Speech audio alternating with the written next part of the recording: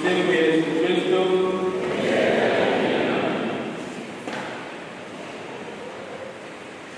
Wapendwa katika Kristo, kama nilivyosema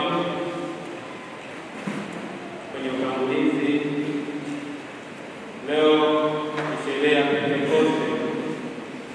Tunakumbuka ile tukio kuu lililotokea wafuasi wa Bwana Yesu Kristo kwa kuvuviwa au kushukiwa na Roho Mtakatifu kama ishara ya moto. Roho Mtakatifu anawashukia mitume katika ndimi za moto. Ndipo hapo tunaambiwa kwamba walianza kunena kwa lugha na kila mmoja aliweza kuelewa lugha yake mwenyewe.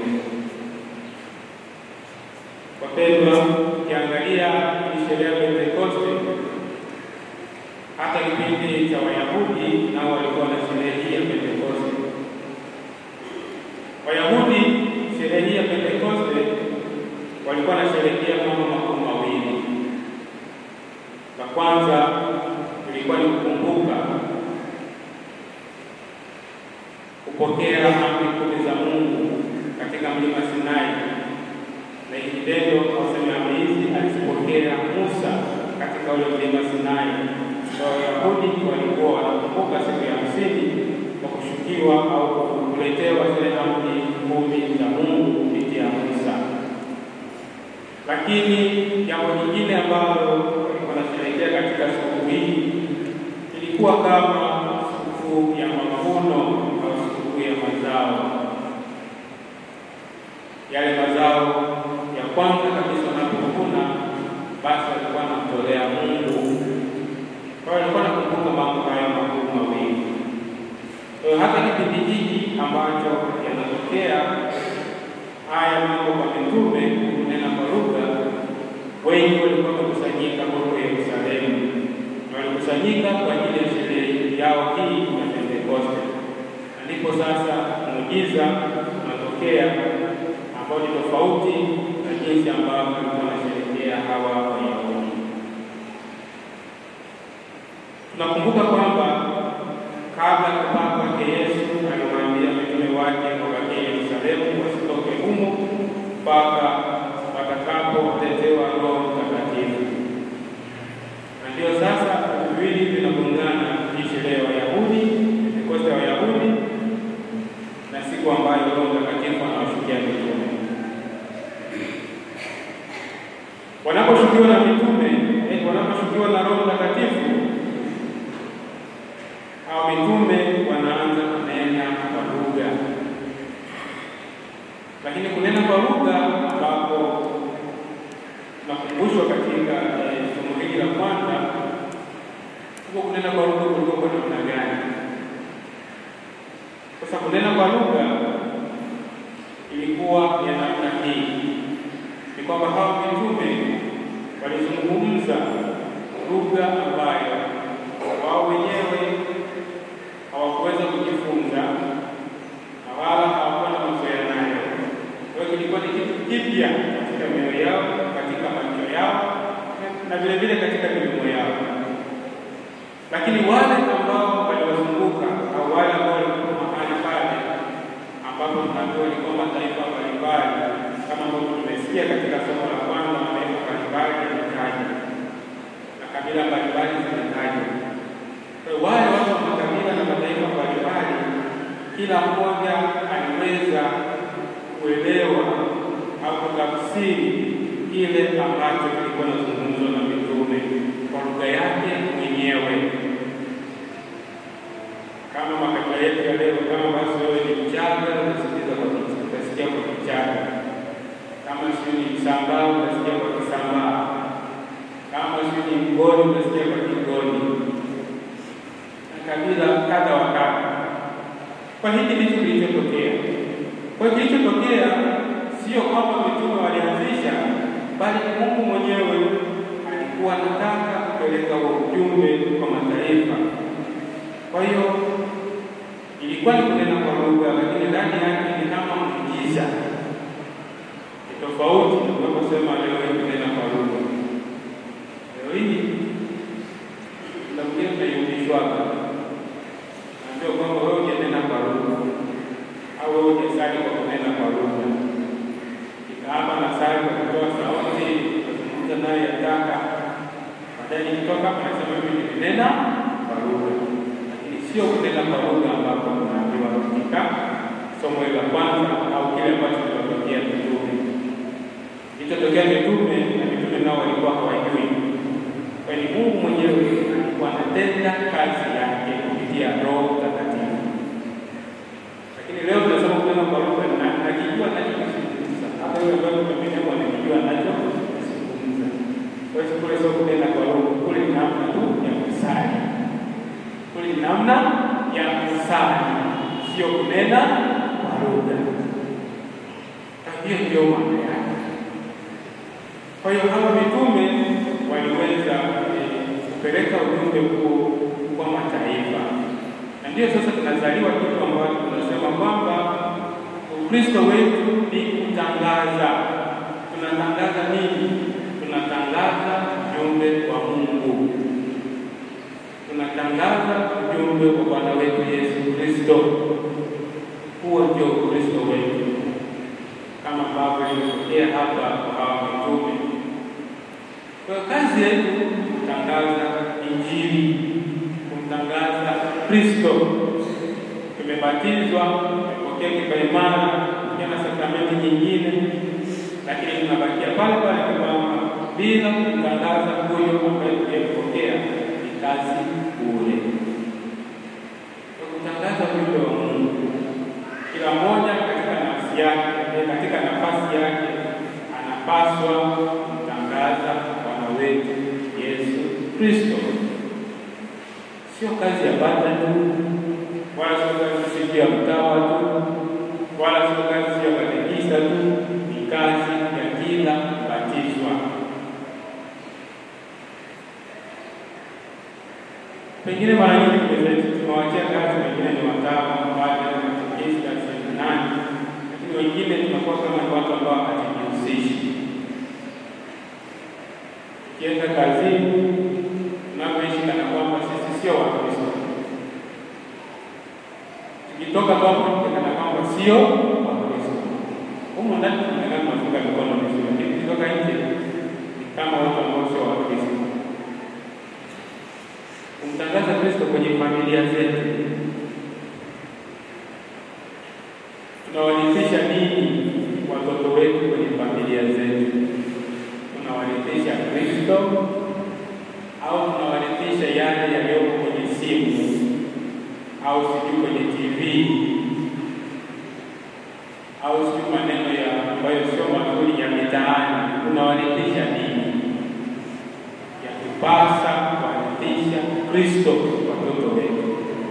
Hata kwa makazini ili tutangaze Kristo, ili kila mmoja akituona ajue kwamba sisi ni wafuasi wa Kristo. Kwa hiyo dhana yenyewe ya kutangaza habari njema ndipo inaanzia hapa. Na huo ndio ukweli wa Kristo wetu, ni kutangaza Injili. Ndugu zangu wapendwa katika Kristo, tunaposherehekea sherehe ya Pentekoste na tunapokumbuka kuvuviwa na Roho Mtakatifu kwa hawa mitume, Roho Mtakatifu anashuka kama ndimi za moto, na kama ambavyo tumeambiwa katika somo la pili kuhusu mapaji ya Roho Mtakatifu. Kuna mapaji 7 ya Roho Mtakatifu. Tukumbushane. La kwanza elimu, la pili akili, la tatu shauri, la 4 wivu. Tumesikia kama wivu samani, nguvu. Ya 5 elimu. Ya 6 ya 7 asanteni sana. Hayo ndio mapaji ya Roho. Yatekeleza ya mapaji ya Roho Mtakatifu, ndio sisi tutanena kwa lugha. Kianza na paji la kwanza, sitaelezea yote, nitaelezea machache.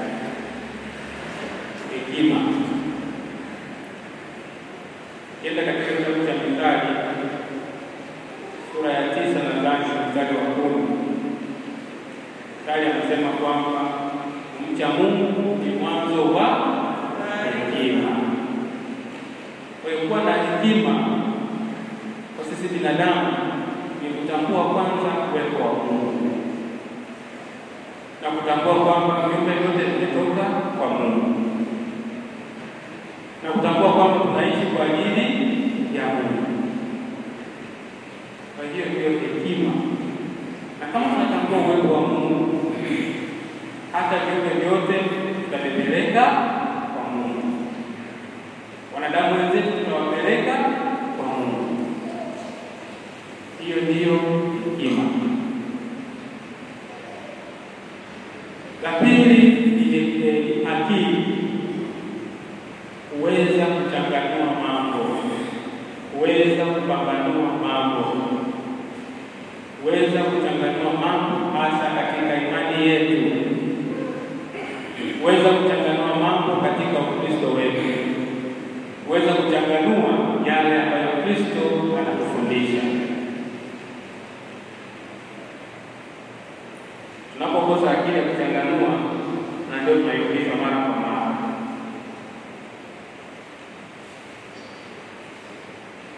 Maana kuna mwingine anakuambia hapo, wewe unasali sala kwa nini kila siku ya nini? Nadanganya. Toka hapo na wewe pengine unakubali. Unakimbia huko unasema, na mtu mtazamaji anasali sala kwa nini nadanganya kila siku? Inabidi nisali hivi. Si kweli. Kanisa lina miaka 2000 na kitu. Kuna jubilei mwaka usio 2025. Ndio miaka ya kanisa hiyo. Kwa hiyo yani watu wote vizazi vyote vile vinatoka mwanzo mpaka leo.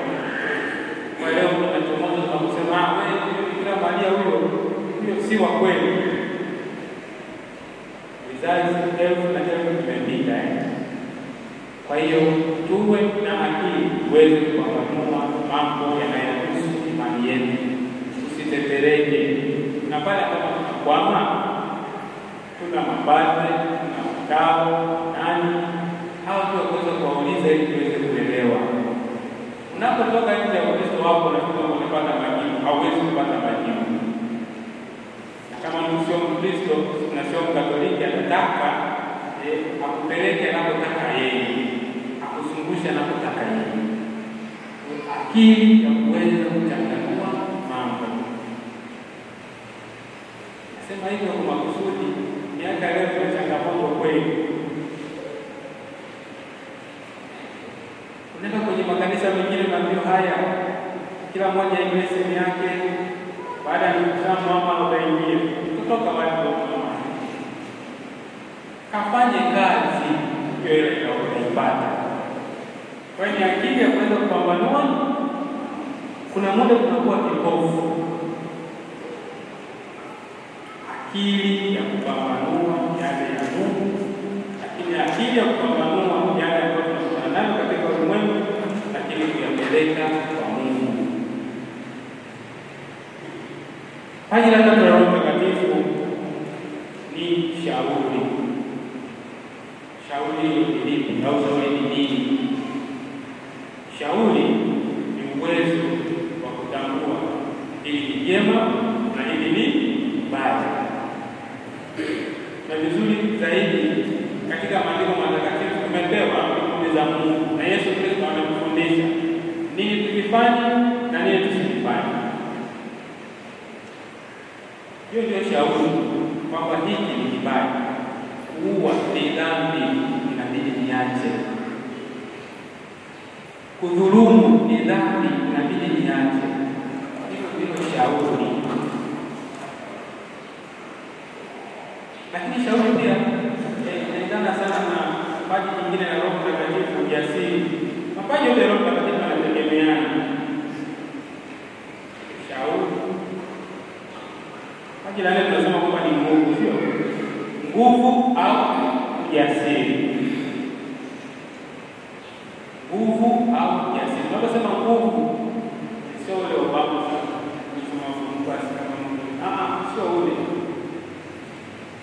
Nguvu au ujasiri ni ujasiri kama kitu ni cha ukweli, usimamie kama ni cha ukweli.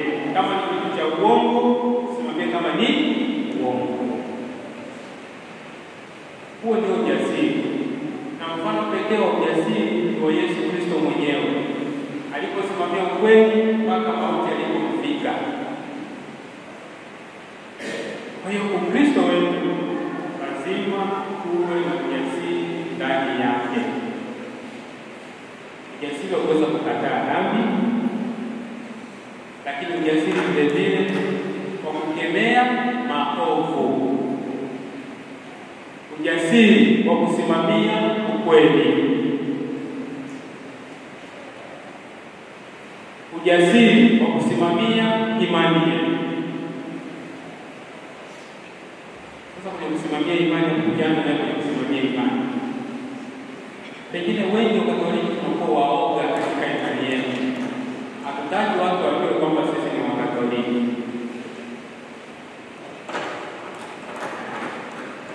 Tukitaka hata kula chakula mbele ya watu wengine sio Katoliki, tunapofanya ishara ya msalaba tunafanya kama ni maficho hivi. Kanisani hivi mtu atakaa vizuri kabisa. Nenda sasa sehemu zile ambazo tunataka haya tunafanya malipo na watu mbalimbali. Ndio ndio. Kwa nini usikae vizuri na kufanya ishara ya msalaba na kusali? Na unaposali pia naanza kuangalia kama pembeni yuko nani. Usijali hilo. Kwa hiyo ujasiri wetu unaanzia katika kitu kidogo. Vitu vidogo. Ndio badala kuja katika vitu kubwa. Na ndio maana kama tunashindwa hivyo, hata kwenye kusema ukweli hatuwezi. Tunapokuja swala sasa kukemea uovu hatuwezi, kwa sababu tunakosa ujasiri. Ujasiri wa kusema ukweli, ujasiri wa kukemea uovu. Kusema ukweli, lakini uelewe ujasiri wa kukubali kweli. Pana changamoto kusema ukweli na kukubali kweli. Wengine tuko makini sana kusema mabaya ya wengine, lakini yule sasa kwetu tunakuwa wakali kweli. Ujasiri kukemea maovu, haijalishi kwamba unalipa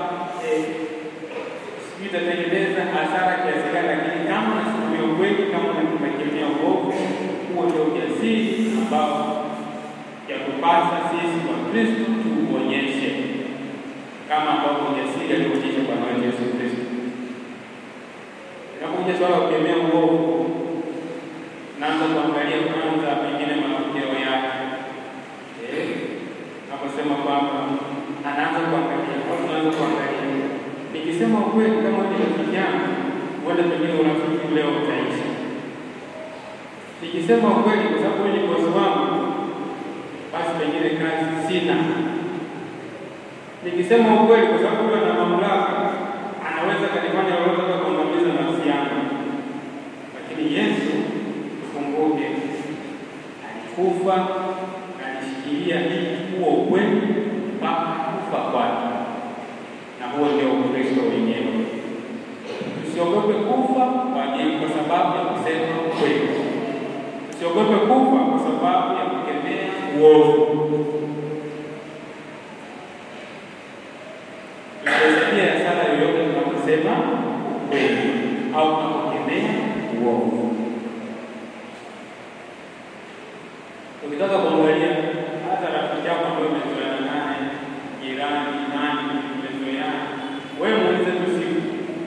Bwana wewe niambie bwana, wewe unanionaje mimi? Kama mtu ambaye sio kiasili atakwambia, yaani wewe kila kitu ni vizuri tu. Una shida yoyote?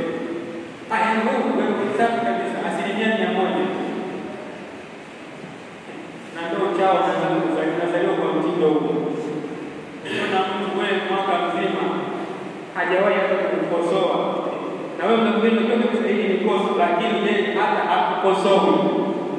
Basi yule hapo kwa lugha za Kiswahili tunasema kwamba umepigwa yule hapo kuna rafiki wa kweli.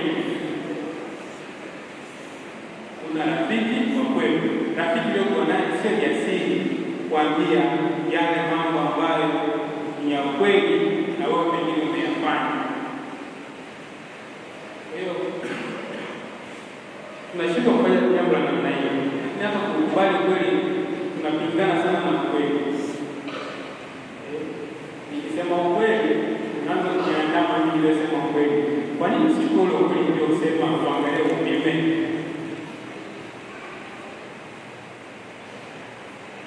Lakini kilichopo sasa katika jamii sasa, katika maisha sasa, katika binadamu wa sasa, sio kutoka muda mrefu, lakini kipindi hata cha Yesu Kristo, kwamba kama kuna mmoja anasema ukweli anakemea uovu, basi tunaanza kumwandama yule ambaye anakemea uovu au anasimamia kweli. Ndio tunapanga na njama ya kudhuru au njama za kuondoa uhai wake. Hawezi kupingana na ukweli kwa kuondoa uhai wa mtu. Ule ukweli unabakia moyoni mwako mpaka kufa kwako, kama unaenda kwa Mungu. Ule ukweli bado unabakia nao. Kama niliua, basi nabakia ile mpaka unaingia kaburini, kama unaenda kwa Mungu. Hivyo hivyo, wala haitabadilika. Kwa hiyo tuwe na ujasiri katika kutetea imani yetu. Tuwe na ujasiri katika kusema ukweli. Tuwe na ujasiri katika kukemea maovu. Usiangalia nini kitatokea baada ya kukemea uovu, lakini tuwe mara zote na ujasiri kama Yesu Kristo alivyokuwa jasiri mpaka ikapelekea mauti yake. Bado nisimamia hilo. Huo ndio msimamo ambao tunapaswa kuonyesha kama Wakristo. Zangu wapendwa, jambo la mwisho, tunaona kwamba kilichotokea kwa mitume waliponena kwa lugha, waliweza kuunganisha watu wa mataifa mbalimbali kwa ujumbe ambao walitoa.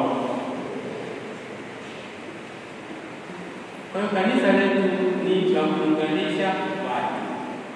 Ukristo wetu ni wa kuunganisha watu. Japo tuna vipaji mbalimbali, lakini vipaji vyote tuviunganishe kwa ajili ya Mungu. Kila mmoja ana kipaji ambacho amejaliwa na Roho Mtakatifu. Lakini sio muda sasa kuanza kujinadi na kujidai. Bali vyote vilivyokuwa navyo, vipaji vilivyokuwa navyo tuviunganishe kwa ajili ya Mungu. Kwa hiyo Ukristo wetu ni kuleta moja na sio kutawanyisha. Tunapaswa kuleta moja. Tunapaswa kuleta umoja katika familia zetu, tunapaswa kuleta umoja katika jumuiya zetu. Tunapaswa kuleta umoja katika kanisa, hata jamii na taifa kwa ujumla. Kwa hiyo tunapofanya hayo yote, kuleta umoja, tunaunganika moja kwa moja na Roho Mtakatifu kutumia vipaji vyake ambavyo. Basi Mungu atujalie neema tuweze kutumia vipaji vyetu kwa manufaa ya Roho Mtakatifu mwenyewe, ili kila mwanadamu aweze kunufaika na chochote ambacho kinatokana na Roho Mtakatifu kupitia mwanadamu mwingine. Mungu atubariki sote. Tuombe neema kwa Mungu ili tuweze kuwa Wakristo imara, tuweze kudumu katika imani yetu. Tumsifu Yesu Kristo.